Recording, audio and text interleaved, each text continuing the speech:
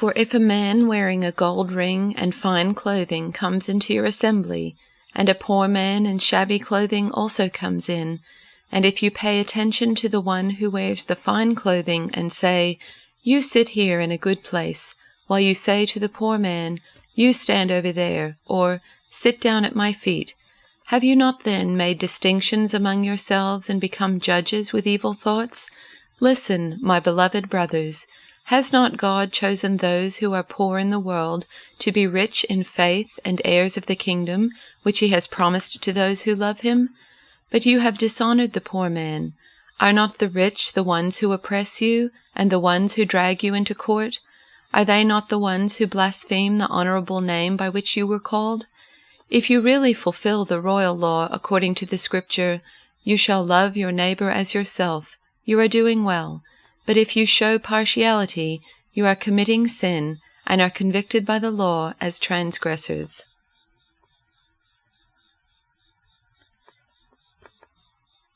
For if a person with gold rings and in fine clothes comes into your assembly, and if a poor person in dirty clothes also comes in, and if you take notice of the one wearing the fine clothes and say, "Have a seat here, please," while to the one who is poor you say, "Stand there," or "Sit at my feet," have you not made distinctions among yourselves and become judges with evil thoughts?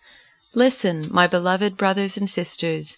Has not God chosen the poor in the world to be rich in faith and to be heirs of the kingdom that he has promised to those who love him?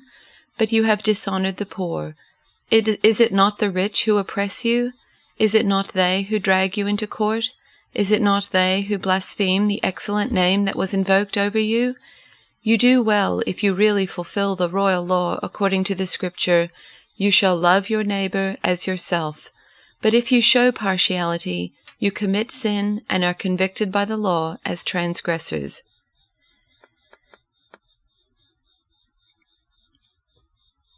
Suppose a man comes into your meeting wearing a gold ring and fine clothes, and a poor man in filthy old clothes also comes in. If you show special attention to the man wearing fine clothes and say, "Here's a good seat for you," but say to the poor man, "You stand there," or "Sit on the floor by my feet," have you not discriminated among yourselves and become judges with evil thoughts? Listen, my dear brothers and sisters.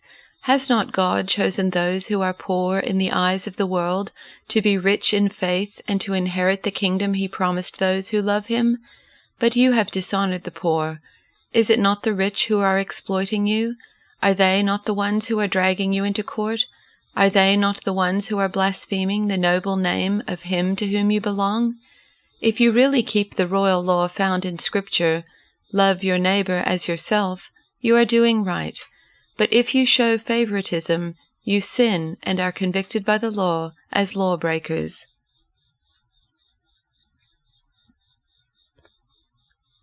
For example, suppose someone comes into your meeting dressed in fancy clothes and expensive jewelry, and another comes in who is poor and dressed in dirty clothes.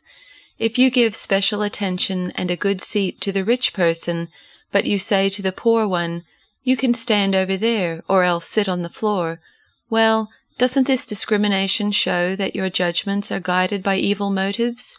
Listen to me, dear brothers and sisters. Hasn't God chosen the poor in this world to be rich in faith? Aren't they the ones who will inherit the kingdom he promised to those who love him? But you dishonor the poor. Isn't it the rich who oppress you and drag you into court? Aren't they the ones who slander Jesus Christ, whose noble name you bear? Yes, indeed, it is good when you obey the royal law as found in the Scriptures, "Love your neighbor as yourself."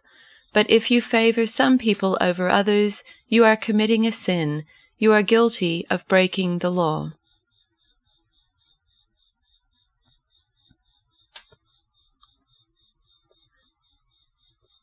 If a man enters your church wearing an expensive suit, and a street person wearing rags comes in right after him, and you say to the man in the suit, "Sit here, sir, this is the best seat in the house," and either ignore the street person or say, "Better sit here in the back row," haven't you segregated God's children and proved that you are judges who can't be trusted? Listen, dear friends, isn't it clear by now that God operates quite differently? He chose the world's down and out as the kingdom's first citizens with full rights and privileges. This kingdom is promised to anyone who loves God, and here you are abusing these same citizens.